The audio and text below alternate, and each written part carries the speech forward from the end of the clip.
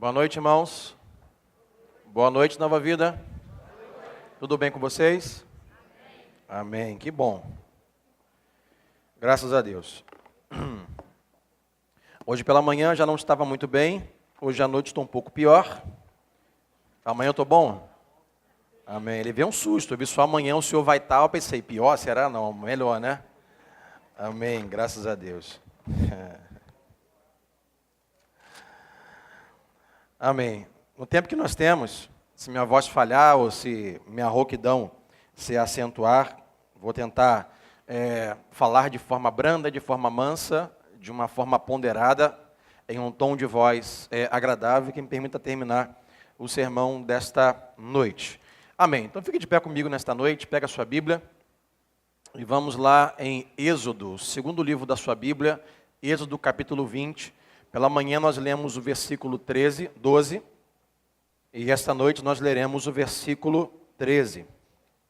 Êxodo 20, versículo 13.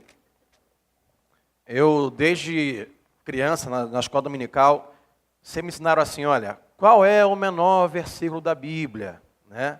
Aí a gente sempre aprendia assim, Jesus chorou. Né? Mas há versículos nos mandamentos que se parecem.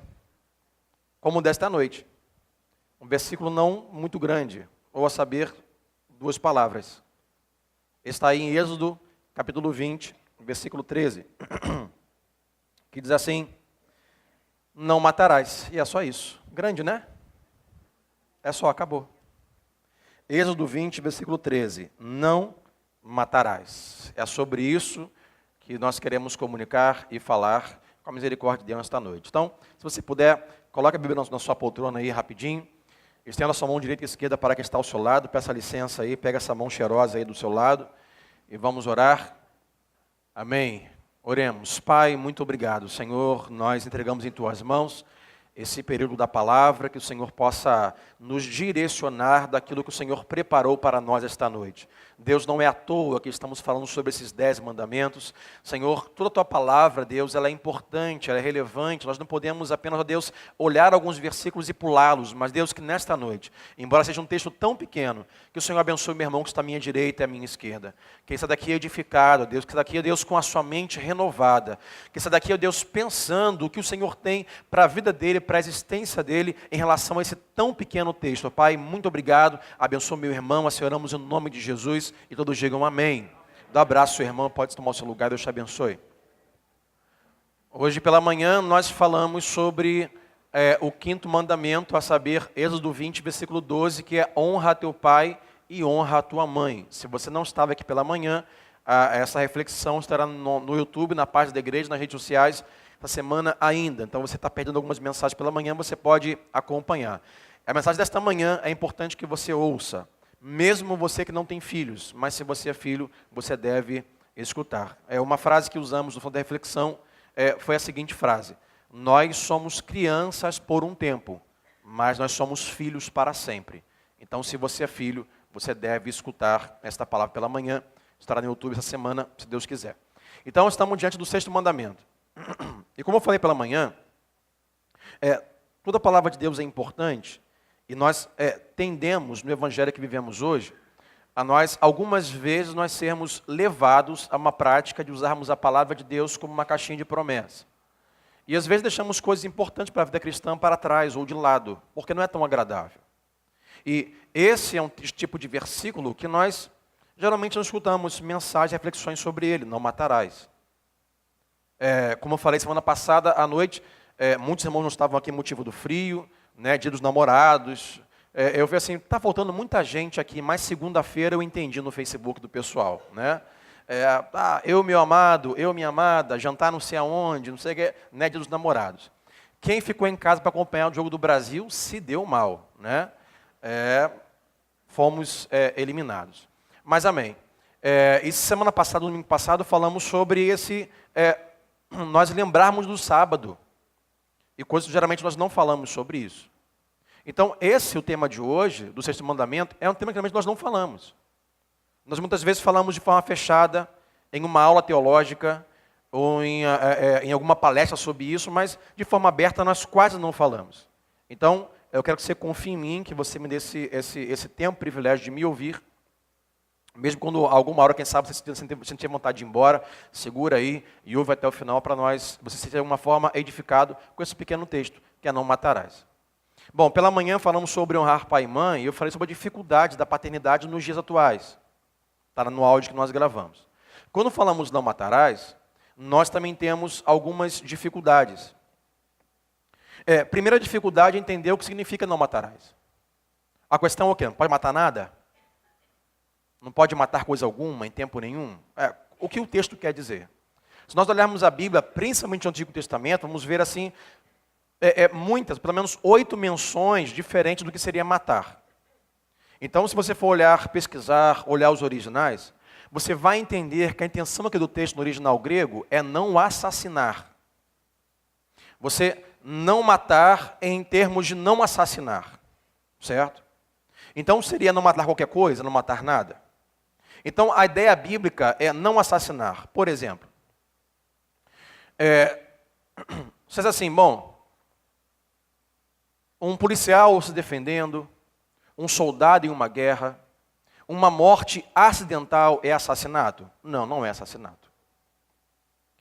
Agora, homicídio, suicídio, eutanásia, terrorismo, é assassinato? É assassinato. É sobre isso, nesse texto, que Deus está falando. Você tirar a vida de outra pessoa de forma premeditada, com intenções, seja de vingança, seja por simplesmente querer fazer ou por algum proveito, é sobre isso que está falando. Então, sobre soldados numa guerra, um policial se defendendo no tiroteio, no morro, na favela, e sobre um acidente que causa morte, não inclui esse texto. Para nós sermos assim bem sucintos, não tratarmos todos os exemplos do que é matar e do que não é matar. Mas se resume a isso. Homicídio, suicídio, eutanásia, terrorismo e outras coisas mais estão enquadradas no que Deus está dizendo, não matarás. Então a ideia não é não matar nada, certo? Mas não matar na intenção de você não assassinar. E a primeira pergunta que fazemos é por que Deus coloca um versículo como esse, uma lei como essa, como algo errado e como um pecado? Por que é errado? Aí eu vou usar a palavra, tá, para se entender melhor? Por que é errado assassinar? Não vou falar matar, porque é muito amplo. Por que é errado assassinar? Primeiro, eu tenho que fazer uma introdução que fiz pela manhã sobre o século que nós vivemos. O século que nós vivemos não tem Deus e as suas leis como centro. Mas o século que vivemos tem o homem como centro. Então o homem julga as leis de Deus, tendendo a analisar as leis de Deus para ver se elas são pertinentes à cultura atual, ao tempo atual, ao local atual, ao século atual. É o que C.S. Lewis chama de um esnobismo cronológico. Nós olhamos as leis de Deus e falamos assim, não, isso é coisa antiga, não é para o nosso tempo. Então tendemos hoje a pegar as leis bíblicas, interiorizar, e nós, como somos o centro, nós começamos a analisar, bom, isso é para o meu tempo? Isso é bom para mim? Ou só para os antigos? Isso aqui é para antigamente ou é para agora? Acontece que nós tendemos a pegar a Bíblia ou as leis e as normas de Deus, de uma forma tentamos governar o que Deus nos deu para ver se aquilo é aplicável a nós, a nossa cultura e ao nosso tempo. Quando, na verdade, se nós voltarmos aos 10 mandamentos e entendermos, como falei desde o primeiro domingo, a intenção dos 10 mandamentos é Deus dizendo, meus filhos, papai ama vocês. Papai sabe que vocês são pecadores. Papai sabe que vocês, se andarem sozinhos, vocês vão se destruir. Então observem isso. Primeiro, não tem outros deuses. Segundo, não façam ídolos, porque papai ama vocês. Se vocês praticarem assim, isso vai escravizar vocês. E eu livrei vocês no Egito para vocês viverem uma vida livre. Além de não ter deuses, além de não fazer ídolos, vocês não devem usar ou tomar o nome de Deus em vão. Além disso, o quarto mandamento, você deve separar, além da sua correria, falando no domingo passado sobre isso à noite, correria do dia a dia, do trabalho, você deve trabalhar 6 dias igualmente e um dia separar para descansar, para fazer orações, para ter comunhão com os irmãos e a igreja. Além disso, começamos hoje pela manhã, a gama de mandamentos que é em relação a amar o próximo. Porque os 4 primeiros mandamentos é sobre o relacionamento de Deus com o homem, ou o homem com Deus. Não tem outros deuses, não faça ídolos, não tome o nome de Deus em vão, e trabalhe 6 dias e guarde um para comunhão com os irmãos e para com o Senhor. Relacionamento de homem com Deus.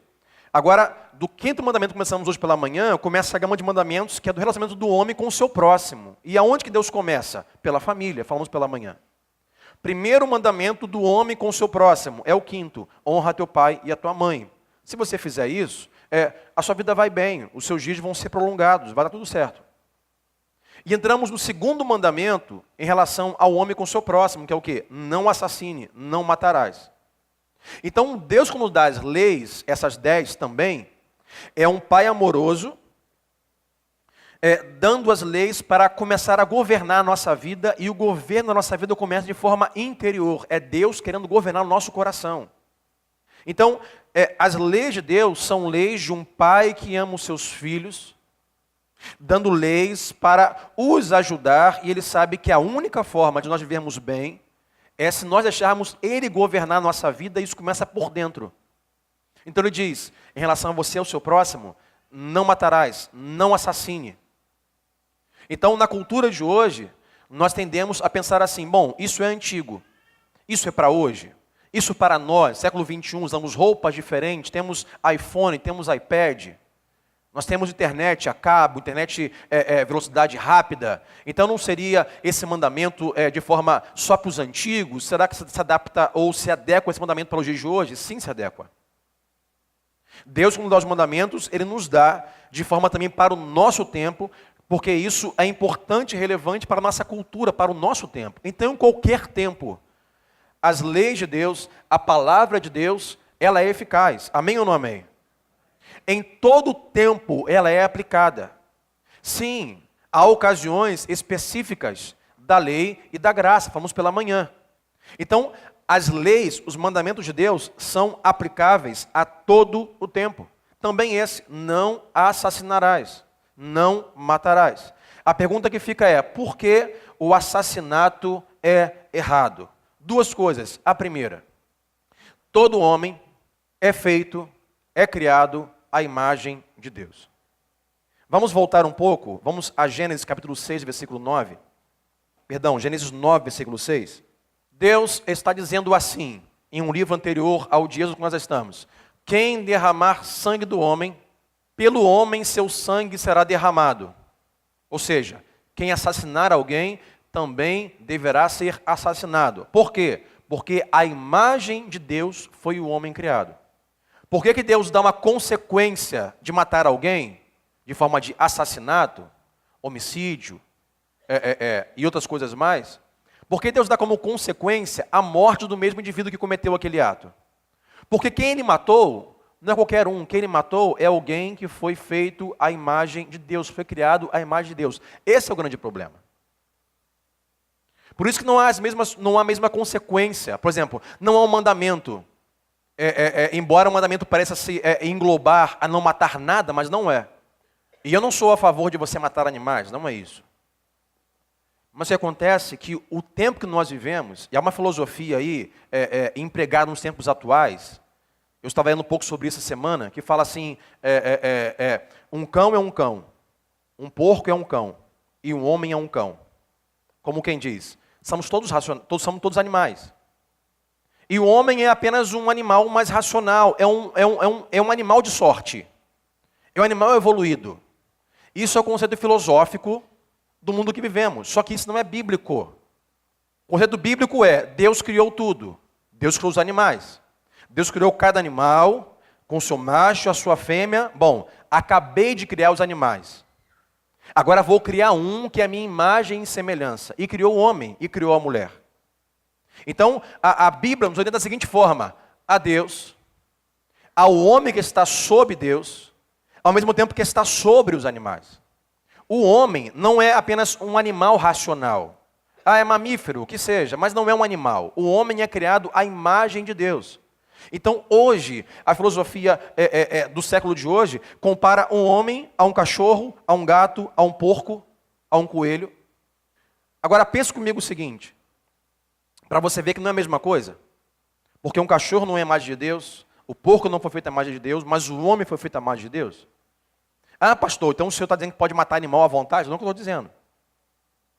Mas imagine se eu estou chegando em casa, meu apartamento está em chamas, um exemplo. Que isso não aconteça. E vamos supor que eu tenho um animal em casa. Nós não temos animais. Vamos supor que eu chegue em casa e eu tenho um cachorro. Gato não, porque eu não gosto de gato. Tem um cachorro. Minha esposa está no hall lá embaixo. Está o meu filho Mateus. Está a minha filha Manuela. Felipe, como sai para trabalhar de manhã, geralmente de tarde está em casa, pegando fogo. E eu tenho a oportunidade de salvar apenas um. Eu tenho um cachorro e o meu filho. Quem eu salvo? Só para... Se acontecer para eu saber. Quer me dar ajuda aí? Estou brincando, tá, filho? É claro que eu vou salvar o meu filho. A ideia não é que se dane o cachorro. Mas cachorro é cachorro. E ser humano, a imagem de Deus, é ser humano a imagem de Deus. Nós não somos simplesmente animais. Não somos comparados a animais. Embora muitas vezes vivamos como se fôssemos, né? Mas não é o que Deus quer para a sua imagem e semelhança. Por isso Deus diz assim em Gênesis 9, versículo 6. Se um homem matar outro homem, é o quê? Não matarás. Se eu matar outro homem, saiba que também deverá ser morto. Mas por quê? Se ele matou um cachorro, ninguém disse que tem que morrer. Se ele matou um gato, ninguém falou que tinha que morrer por isso. Mas ele matou um homem. Por que é diferente? Porque o homem é a imagem de Deus, assim foi criado. Então por que assassinato é errado segundo a Bíblia? Porque assassinato é você matar alguém que é feito à imagem de Deus. Então observe, quando você faz violência a um homem, você não está fazendo uma violência apenas contra o homem, mas uma violência contra o próprio Deus que criou o homem. Você, quando faz um mal a um ser humano, você, quando faz uma violência contra uma pessoa, você está fazendo também uma violência contra o próprio Deus, que o criou à sua imagem e semelhança. Irmãos, você acha que Deus está contente com as coisas que acontecem no nosso mundo hoje? Claro que não. Com genocídios, com suicídios, como isso, claro que ele não está contente. Ele está contabilizando. A ira de Deus está apaziguada, a ira de Deus está esperando como um pouco, mas segundo a palavra de Deus, um dia ele vai vir para resolver isso aí. Assassinato é errado não só porque você está matando alguém em imagem de Deus, mas porque o assassinato é algo que é maligno, é demoníaco. Eu quero que você leia um texto comigo, vamos até o Evangelho de João, capítulo 8, versículo 44, onde o próprio Jesus vai falar sobre isso. João 8, 44. Jesus vai dizer que o assassinato é algo que é demoníaco e maligno. João 8, 44 diz assim: vocês pertencem ao pai de vocês. Quem é Jesus? O diabo. Vocês são filhos do diabo. E querem realizar o desejo dele. Dele quem? Do diabo. Quem é o diabo? Quem foi o diabo? Ele foi o quê? Homicida. Ou seja, assassino. Homicídio é você cometer assassinato. Ele foi homicida desde o princípio e não se apegou à verdade, pois não há verdade nele. Quando mente, fala a sua própria língua, pois é mentiroso e pai da mentira. Ou seja, vocês são filhos do diabo. Quem é o diabo? O diabo é este que foi desde o princípio um homicida. Sobre o que Jesus está falando? Sobre o primeiro homicídio da história humana, segundo a Bíblia. Que são dois irmãos, Caim e Abel. Caim, desgostoso do sacrifício que Deus recebe de Abel e não dele, o que ele faz? Ele mata, assassina, homicídio, mata o seu irmão. E Deus diz, segundo esse texto, nos dá a ideia e a pensar, que foi o diabo que planejou tudo isso. Porque o homem e a mulher já vinham o pecado.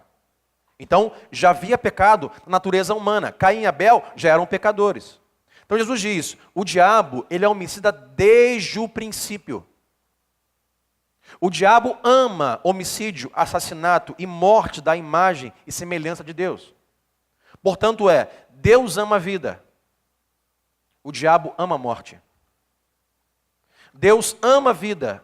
O diabo ama assassinato. Então, assassinato não é algo divino. Assassinato é algo demoníaco. Observe que quando nós amamos a Deus, nós somos pró-vida. As pessoas que não amam a Deus não são pró-vida. Eu quero ler mais outro texto para você entender comigo. Olha comigo Provérbios 8, 35 ao 36. Provérbios 8, 35 ao 36. Porque alguém diria assim, mas pastor, assassinato, terrorismo, né, não é um problema social? É um pouco. O que nós temos visto aí, um camarada entra na boate gay e mata 50 jovens, isso não é social e cultural? Parece. Mas o princípio disso tudo é o pecado. O princípio disso tudo é maligno. Olha comigo Provérbios 8, 35 até o versículo 36. Salomão dizendo, pois todo aquele que me encontra o quê? A vida e recebe o favor do Senhor. Olha o 36 comigo agora. Mas aquele que de mim se afasta, ou seja, quanto mais distante de Deus, assim mesmo se agride. E todos os que me odeiam amam o quê? A morte. É simples assim. Me aproximo de Deus, amo a Deus. Perto de Deus, amando a Deus, recebo a vida. E amo a vida, sou pró-vida. Eu me afasto de Deus. Estou longe de Deus. Ou seja, eu não amo a Deus. É forte isso, mas se eu não amo, eu odeio.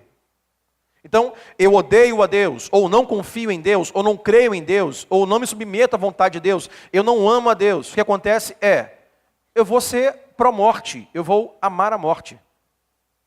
Porque se eu não estou em Deus, se eu estou longe, fora de Deus, os meus pecados me guiam, os meus pecados me governam. Por isso, eu vou amar a morte. Irmãos, venhamos e convenhamos.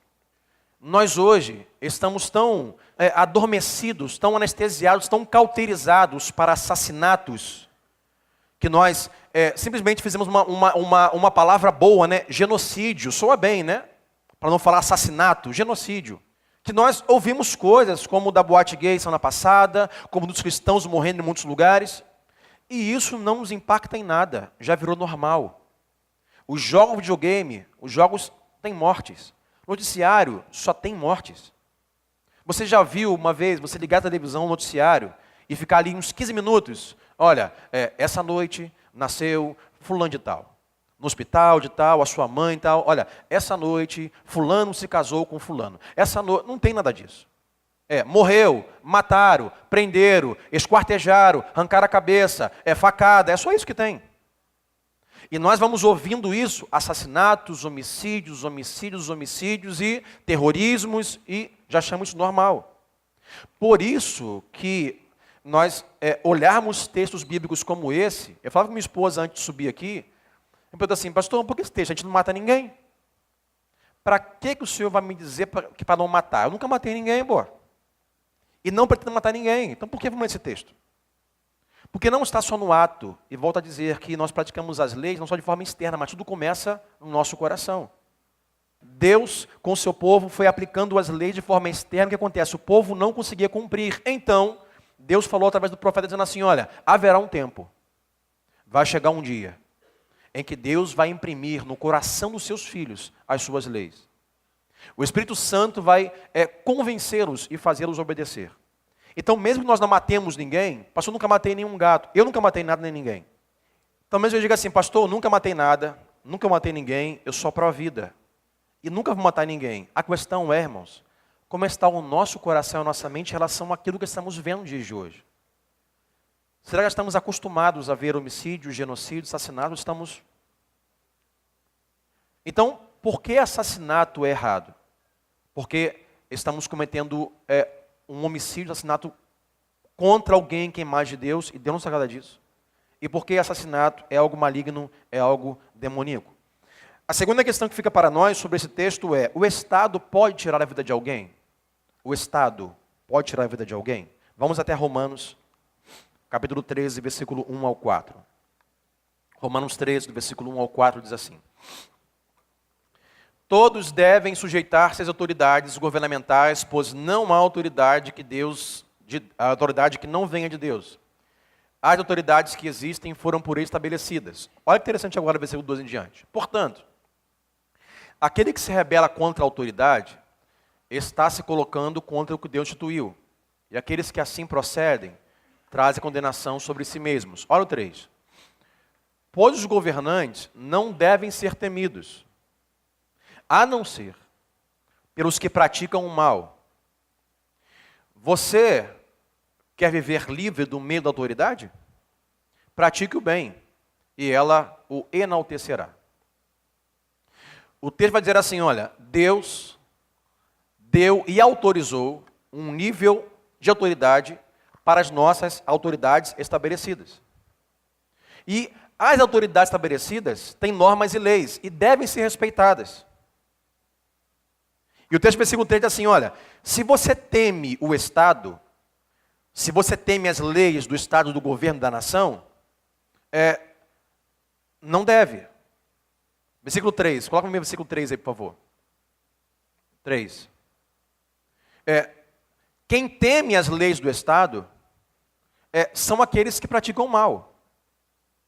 Então você não deve temer, mas para que não tema, você não deve praticar a maldade. Então, o resultado do texto aqui de Romanos 13 Deus deu e outorgou um nível de autoridade ao Estado e aos governos. E nós temos que nos submeter a esse governo, a esse Estado e essas leis. Deus deu autoridade e delegou autoridade ao Estado. Mas observe que o conceito bíblico de autoridade e soberania Deus é soberano sobre tudo e todos. Então Deus dá um certo nível de autoridade ao Estado.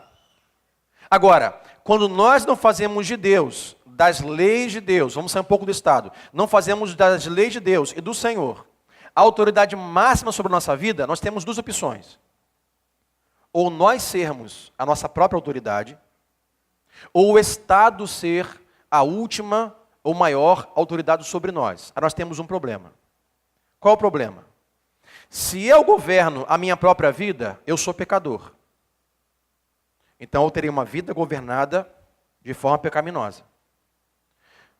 Se eu faço as minhas leis, eu como pecador, as minhas leis vão me levar à morte.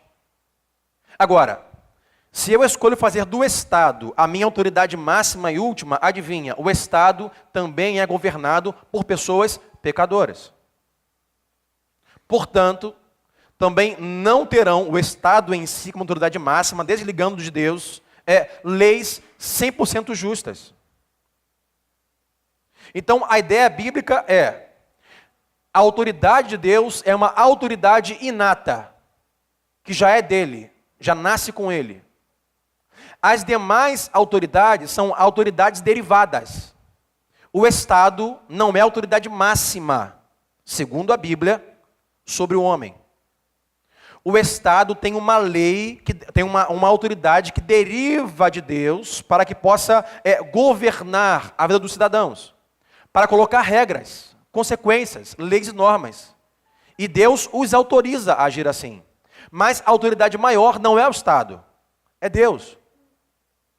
Então, o Estado nem sempre vai ser justo.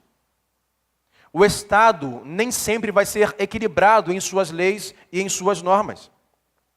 Deus dá autoridade ao Estado, mas só ele tem uma autoridade que é inata. Todas as outras são derivadas. Por exemplo, entramos sobre a problemática, voltando aqui se o Estado pode de alguma forma agir para tirar uma vida. Quando que o Estado pode tirar uma vida? Quando faz suas regras e leis, do tipo a pena capital, a saber, a pena de morte. Essa é uma discussão ampla sobre quem é a favor e quem é contra. Então, quando nós lemos a Bíblia, nós vamos ver mais de 20 vezes aonde Deus autorizou a pena de morte. Hoje pela manhã falamos que lá em Deuteronômio diz que um jovem adolescente que não respeite a sua mãe, não se coloque sob a disciplina de Deus, deve ser levado aos líderes religiosos, de lá até a praça pública e apedrejado até a morte. A Bíblia está cheia de leis aonde vai dizer que a consequência é a morte, morte física. Mas sobre a pena de morte. A pena de morte diante da Bíblia, ela pode ser usada? Pode. Pode ser usada. Se um Estado usa como consequência máxima a pena de morte, ela tem autorização de Deus para ser. Nosso país não tem. Nós não temos a pena de morte. Mas alguém diria assim, pastor, me perdoe, mas Jesus é a favor da pena de morte? Jesus é um cara tão relax, onde só pregava o amor, e nunca pregou a morte, o assassinato. Jesus não seria a favor, mas não esqueça de uma coisa. Jesus, ele é Deus. Então, mesmo Jesus do Novo Testamento é o Deus do Antigo Testamento. E Deus não muda. Agora, mas pastor, você não falou que Deus não ama o assassinato? Não ama. Mas por que precisamos de leis e normas? Por isso, se um Estado colocar como pena, uma pena última sobre algum tipo de delito, a cadeira elétrica ou a pena de morte, é uma autoridade que Deus dá. Os estados que não têm, amém por isso. Mas eu quero que você observe comigo o seguinte, vamos ao extremo.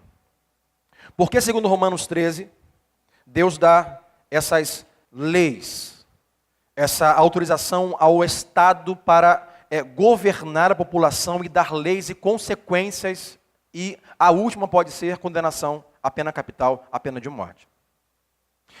Imagine você, se nós não tivéssemos policiais, se nós não tivéssemos fóruns e tribunais, se nós não tivéssemos prisões. A pergunta que eu faço é, conhecendo o homem em seu pecado e natureza pecaminosa, sem polícia, sem advogado, sem juiz, sem fórum, sem prisão, nós teremos uma vida melhor, abundante e com maior vida e maior alegria? Sim ou não? Sim ou não? Nunca. O texto que nós lemos, bota a favor para mim de lendo de novo, Romanos 13, versículo 3. Por que Deus deixa e dá autoridade ao Estado de colocar normas, até pena de morte, se for o caso último? Diz ali, olha, os governantes não devem ser temidos, a não ser por aqueles que são maus, que fazem coisas erradas, que praticam o mal. Então as leis e as consequências é para manter ordem, para as pessoas temerem a consequência para não cometer o delito. Eu, Sandro, não sou a favor, não falo sobre a igreja, Sandro, não sou a favor da redução da maioridade penal, não sou a favor disso. Porque não vai mudar nada. O problema não está em você prender um cara com 18 ou com 12. Porque vamos encher a FEBEM e os lugares com crianças de 12 e logo depois estarão soltos. E pior, porque nosso problema é o quê? As nossas leis não são sérias. As pessoas não são punidas. A corrupção, o cara dá um por fora, o cara é solto. As leis são feitas para o cara ter medo mesmo. Olha, não vou roubar, que se eu roubar, a consequência é pena de morte. Não vou roubar. Mas os estados em pena de morte é por Deus autorizado. Então, se nós não temos juízes, advogados, policiais, meu irmão, acontece o seguinte. Vamos à simplicidade da coisa, da atualidade hoje. Você se sentiu lesado, certo? Pelas Casas Bahia e uns juros que você não concorda. Se não tem juiz, não tem advogado, não tem fórum, não tem polícia, não tem prisão, você faz o quê? O que tu faz? Tu paga, né? Então, um cara santo, tu paga. Mês que vem tu paga de novo. Até o dia que você fala assim, meu irmão, tu pega uma barra de ferro, tu pega uma arma, tu pega uma barra de pau, certo? Entra na loja e sai quebrando tudo. Vem um camarada e mexe com a tua mulher. Vem um camarada e bate na tua mulher. Tu faz o quê? Se não tem polícia, não tem juiz, advogado, não tem fórum nem prisão. Tu faz o quê? Tu mata o cara. Mata. Que isso, pastor? Ora por ele. Vou fazer aquela oração. Senhor, dá-me graça. O Senhor me dê a força, eu mato ele. Então observe que as leis, advogados, juízes, prisão, condenações para fazer o indivíduo maligno, temer aquilo, é necessário.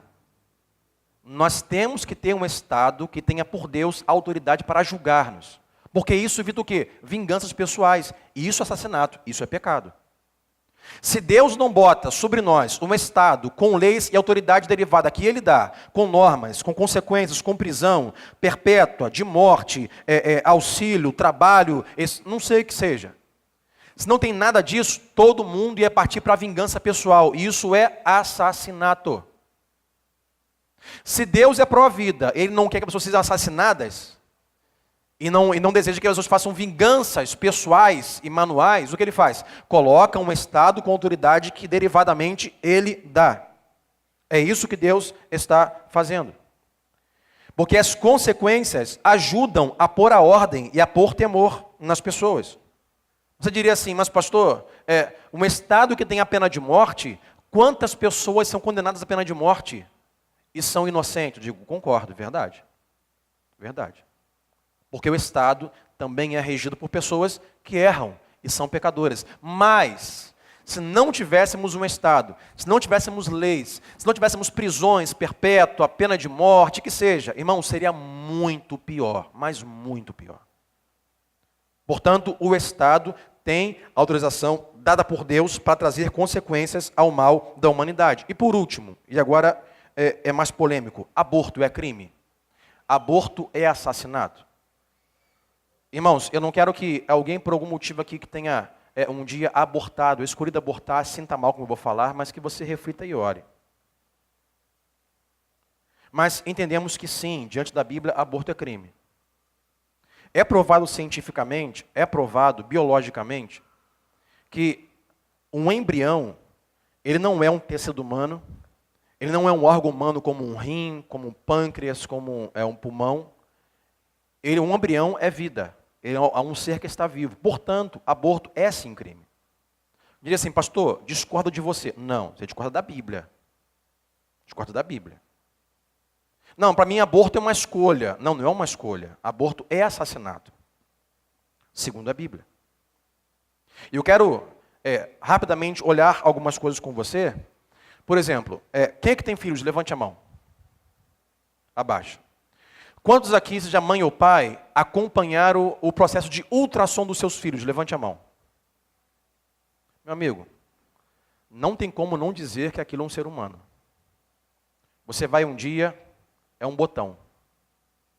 Você vai um mês depois, o botão tem cabeça. No outro dia, o botão tem um braço e uns dedinhos. O embrião é um ser vivo. Isso é comprovado cientificamente e biblicamente. Portanto, aborto é crime. Mas, pastor, por que colocar isso na pauta da mensagem de hoje? Porque mesmo que nós nunca tenhamos abortado, e mesmo que nós nunca tenhamos pensado em abortar, mas algumas vezes nós pensamos no aborto como algo normativo, algo comum. E não é.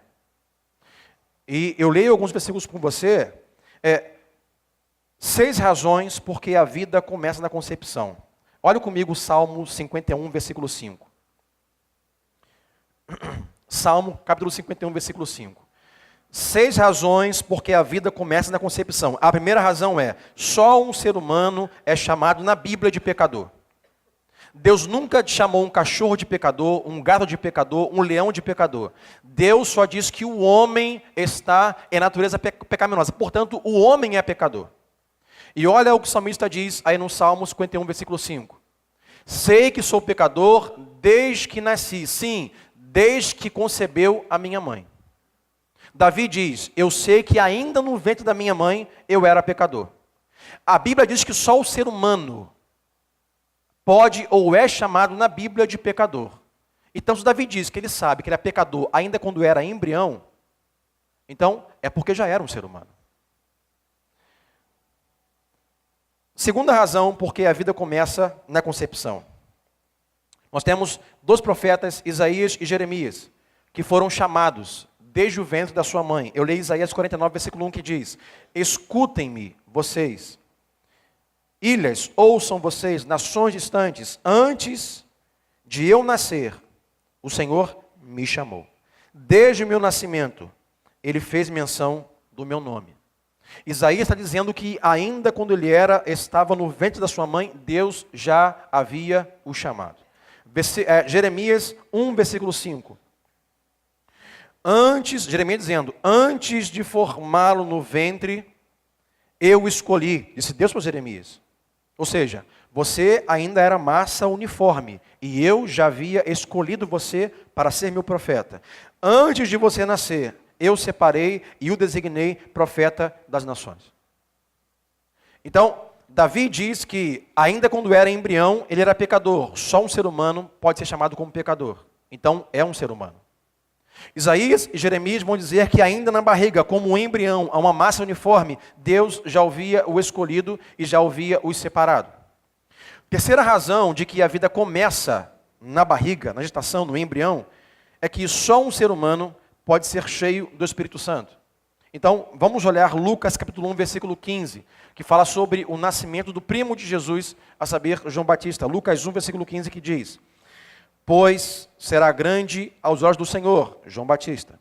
Ele nunca tomará vinho nem bebida fermentada, e será cheio do Espírito Santo, desde quando? Antes do seu nascimento. E ainda um feto, está ainda na barriga de sua mãe, e diz que ele, nesse estágio, será cheio do Espírito Santo. Por quê? Porque já é um ser humano. Quarto, vamos a Salmos 139, versículo 13 e 14. Onde diz que é Deus quem nos faz, nos fabrica e nos cria no ventre da nossa mãe. É Deus que nos tece, Deus que nos forma no ventre da mãe. Salmo 139, versículo 13. Tu, Senhor, criaste o íntimo do meu ser e me teceste no ventre da minha mãe. Versículo 14. Eu te louvo porque fizeste de modo especial e admirável. Tuas obras são maravilhosas. Digo isso com convicção. Qual convicção? Que foi o Senhor que me teceu no ventre da minha mãe de forma especial e de forma maravilhosa. Quinta razão, o qual o ser humano começa na concepção da gravidez. Vamos olhar o próprio Jesus. Vamos olhar o próprio Deus que se tornou um bebê no útero de sua mãe. Jesus poderia vir ao nosso meio encarnado com 30 anos. Podia? Podia. Podia vir com 18? Podia? Podia. Mas se Jesus foi feito homem, ele vem como um bebê e não aparece na manjedoura já com 1 aninho de idade. Não. Maria engravida de Jesus. Ele também passa pelo processo que nós passamos um dia. Ele é um feto. Tem os seus dedos agora aparecendo, a sua mão aparecendo, sua cabeça se formando, nariz aparecendo. Então, um homem, nós ouvimos assim dizer assim, olha, Deus se fez um homem. Não, Deus primeiro se fez um feto. Deus primeiro se fez um bebê. E tanto é verdade que um feto é um ser humano, e nós sabemos que o diabo que ama a morte, o que os governantes tentaram fazer com Jesus? Matá-lo ainda em sua infância. Maria teve que fugir grávida, porque queriam matar todos os bebês, os fetos ainda. Por quê?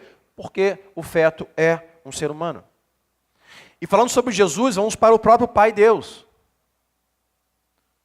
Já disse aí o sexto razão porque o ser humano, ele é um ser humano dentro da concepção.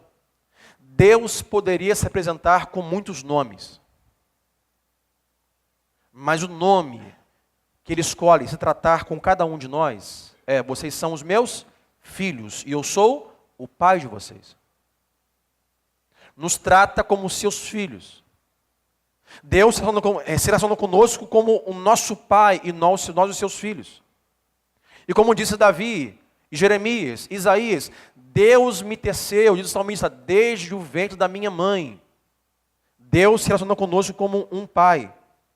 E há uma grande diferença de um coração de um pai para um coração de um assassino. Porque um pai faz tudo para preservar a vida de uma criança.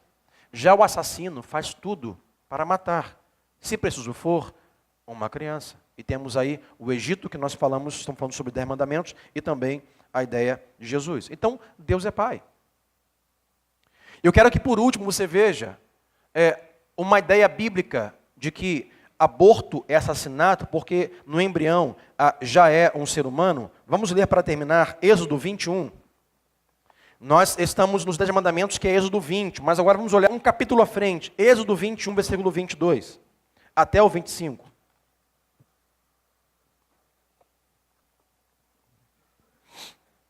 Êxodo 21, 22 ao 25. Diz assim a Bíblia: se homens brigarem e ferirem uma mulher grávida, ok? Grávida, feto, e ela der à luz prematuramente, não havendo, porém, nenhum dano sério, o ofensor pagará a indenização que o marido daquela mulher exigir, conforme a determinação dos juízes. Mas olha o versículo seguinte: mas, se houver danos graves, A pena será o quê? Vida por vida. Olho por olho. Dente por dente. Mão por mão. Pé por pé. Queimadura por queimadura. Ferida por ferida. Contusão por contusão. O texto diz assim, na época da lei: se você, por algum motivo, ferir uma mulher grávida e aquele feto nascer prematuramente ou tiver algum problema, você vai ter que arcar com as despesas, vai ter que indenizar o pai e a mãe. Vai ter que pagar o hospital, tem que pagar os remédios, a atadura, a enfermeira particular, você vai ter que pagar. Agora, se você fizer em uma briga, esbarrar numa mulher grávida, bater nela e o neném morrer, saiba que você pagará com a sua vida. Você vai ter que ser morto por matar aquele feto. Irmãos, por que isso? Porque, para Deus, um feto é considerado um ser humano. Portanto, está resguardado pelas mesmas leis de quem matar um adulto. Um feto para Deus é um ser humano. E, portanto, tem leis que o protegem. Se matarem um feto, diz a Bíblia, as consequências serão mesmo se você tivesse matado um cara adulto. Você matou, você vai morrer. Nós lemos isso. Então, Deus está dizendo assim, olha, um feto, um embrião, é um que também já é feito à imagem e semelhança de Deus. Portanto, aborto é assassinato. Aborto é errado. Mas, pastor, eu abortei de forma espontânea e de forma que eu não previa. Ok, não falamos sobre isso. Mas eu falo, mesmo que nós não tentemos abortar, nós muitas vezes temos o pensamento muito frio em relação a isso. E Deus ama todos a sua imagem e semelhança, até mesmo os bebês, as concepções e os fetos.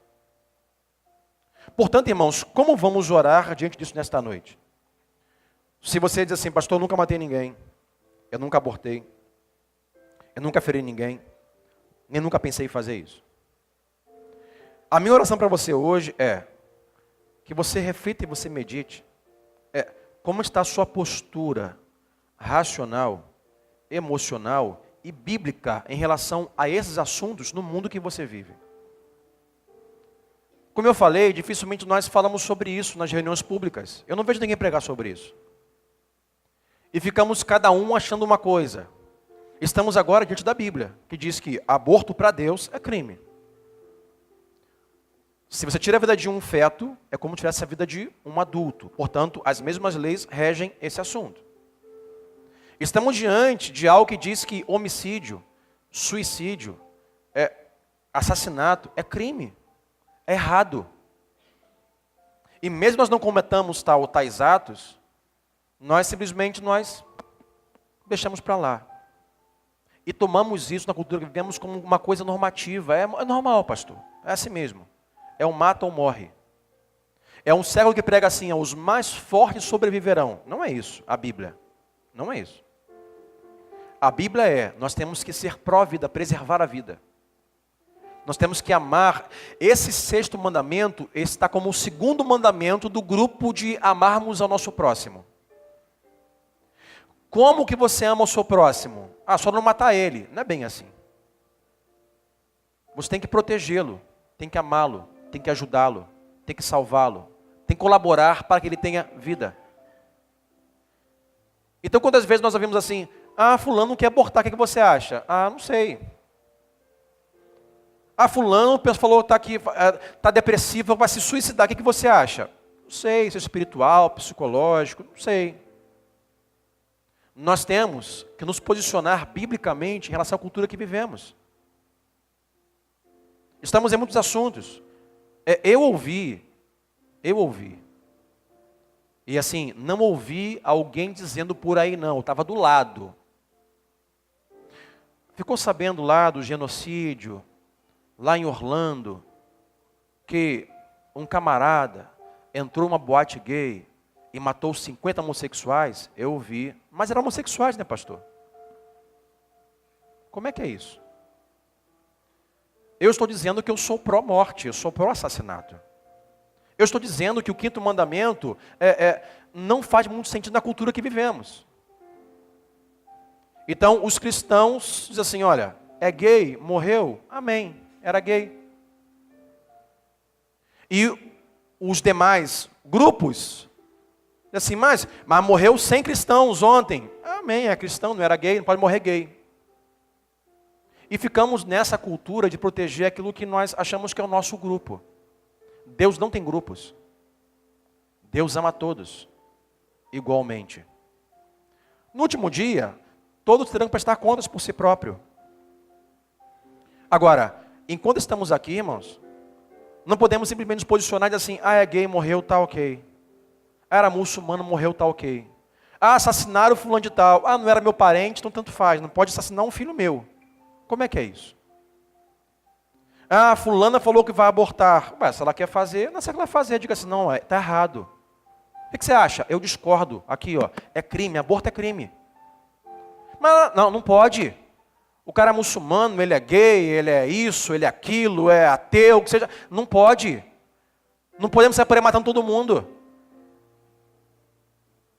Aí você vai ouvir algumas pessoas que pacifistas, não, tem que ser paz e amor.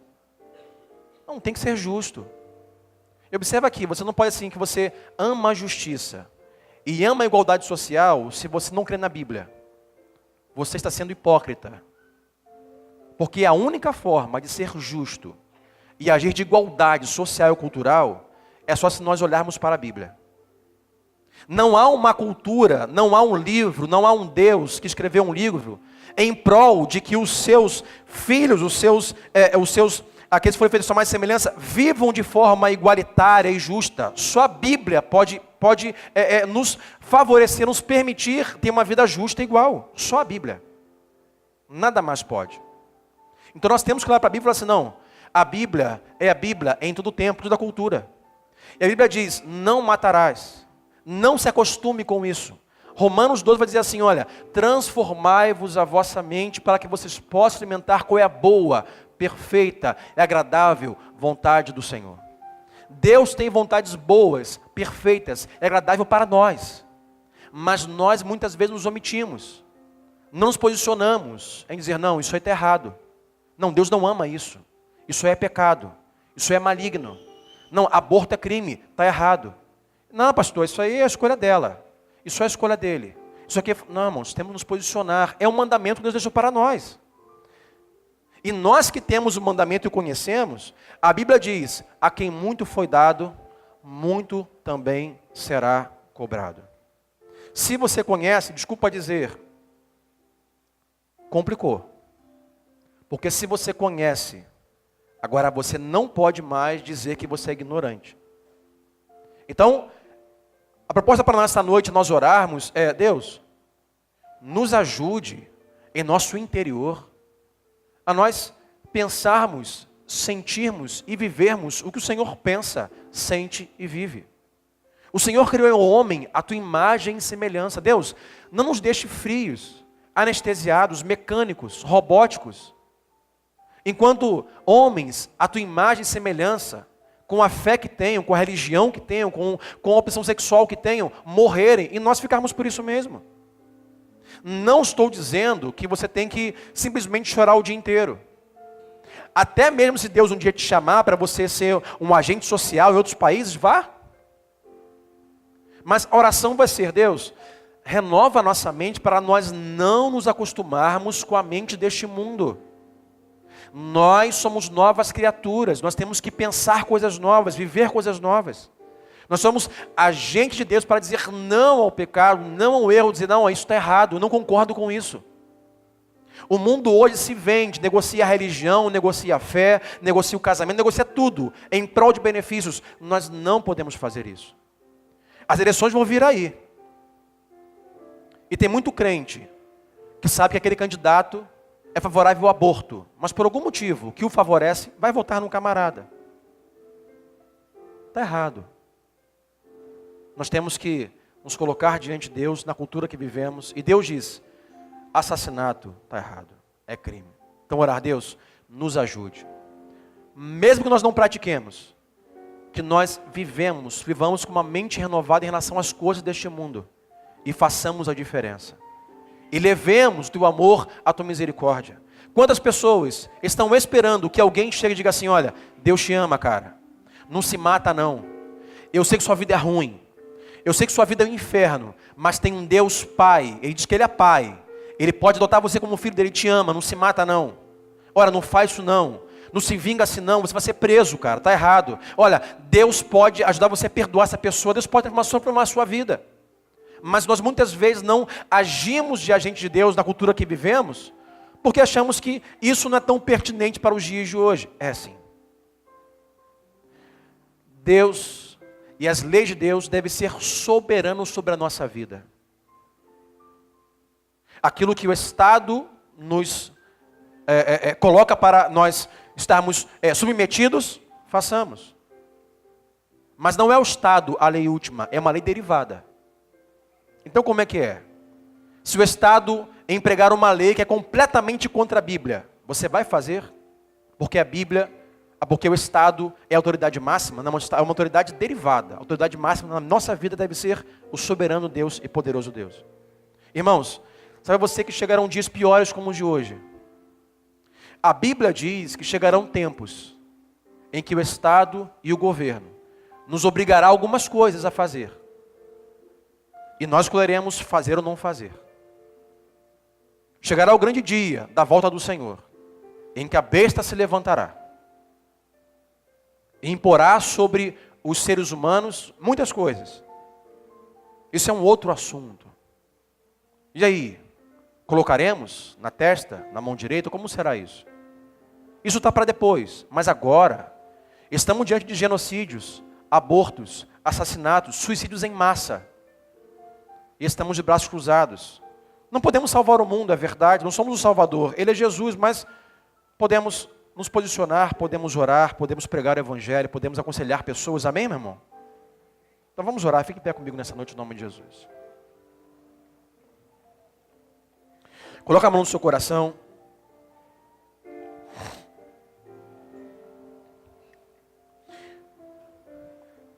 Paulo fala assim aos Romanos 12, olha, renovem a mente de vocês para que vocês possam experimentar qual é a boa, a perfeita e agradável vontade de Deus. A vontade de Deus é boa, ela é perfeita e ela é agradável. E a vontade de Deus está declarada em sua palavra, de capa a capa. Então vamos orar. Deus, nós nos submetemos, ó Pai, à tua vontade mais uma vez esta noite. Pai, obrigado, Senhor, porque mesmo que a palavra desta noite não seja uma palavra que de alguma forma nos alegre, Senhor, ou nos anime para a semana, para nós conquistarmos muitas coisas, mas Deus, é uma palavra que nós precisamos parar, Deus, para ouvir, para meditar e para orar. Vivemos dias maus, dias difíceis, dias em que ninguém mais ama ninguém. Que pessoas, em nome da sua religião, da sua fé, em nome daquilo que julga ser o correto, estão matando, estão assassinando, Senhor, homicídios, suicídios, abortos em massa. Crianças, Senhor, são mortas no uso das suas mães por medicamentos abortivos, remédios, cirurgias, Deus. E o Senhor está olhando para tudo isso. Senhor, eu imagino o quanto o Senhor se entristece com a vida pecaminosa que nós, os homens, estamos vivendo. E o Senhor, desde Êxodo 20, já diz, não cometam isso, mas sejam livres, se libertem disso. Isso é morte, isso é cativeiro, isso é prisão. Obedeçam às leis do seu Pai, sejam fiéis às normas do seu Pai, porque isso é vida para vocês. Não só não matem, mas tenham um pensamento, o mesmo pensamento, a mesma atitude que teve Cristo. Se humilhe, ore pelo seu irmão, se posicione na cultura que você vive e saiba que as leis de Deus, elas são eficazes e são normas boas também para os dias de hoje. Deus, que façamos tudo para a tua glória, Senhor. E mesmo não tenhamos matado nada nem ninguém, nem abortado nada nem ninguém, mas Deus, quantas vezes nós ouvimos tantas coisas que acontecem. Isso nem mesmo mais nos choca. E algumas vezes nós usamos palavras, ó Deus, para dizer, olha, mas não tem problema esse grupo morrer, porque era um grupo que merecia morrer. Mas Deus, ninguém merece morrer. Deus, nós não somos o juiz para julgar quem deve ou não morrer ou viver. É o Senhor quem sabe, é o Senhor quem julga, é o Senhor quem separa, é o Senhor quem salva e condena. Quanto a nós, Senhor, como cristãos, nesta noite, ao abrirmos amanhã o noticiário televisivo ou da rádio, da internet, que possamos agir de um coração, de mente renovada de misericórdia, que possamos ser pró-vida, e não, Senhor, a favor de genocídios e abortos. Não é uma escolha, Senhor, o assassinato não é uma escolha. Senhor, é algo maligno, o diabo ama a morte de forma injusta, de forma inconsequente. O diabo ama ceifar as vidas, porque foi o próprio Deus que disse que ele veio para roubar, matar e destruir. Mas nós, Deus, nós recebemos a tua vida. E Salomão disse em Provérbios, aquele que se afasta do Senhor não tem a vida, mas aquele que se aproxima do Senhor recebe a vida. Portanto, ama o Senhor, portanto, ama a vida, portanto, ama o seu próximo, portanto, protege o seu próximo. Por isso, Pai, nos ajude a termos o coração segundo o teu. Assim oramos em nome de Jesus. Assim oramos em nome de Jesus. Assim oramos em nome de Jesus. Assim oramos em nome de Jesus. Assim oramos em nome de Jesus. Assim oramos em nome de Jesus. Assim oramos em nome de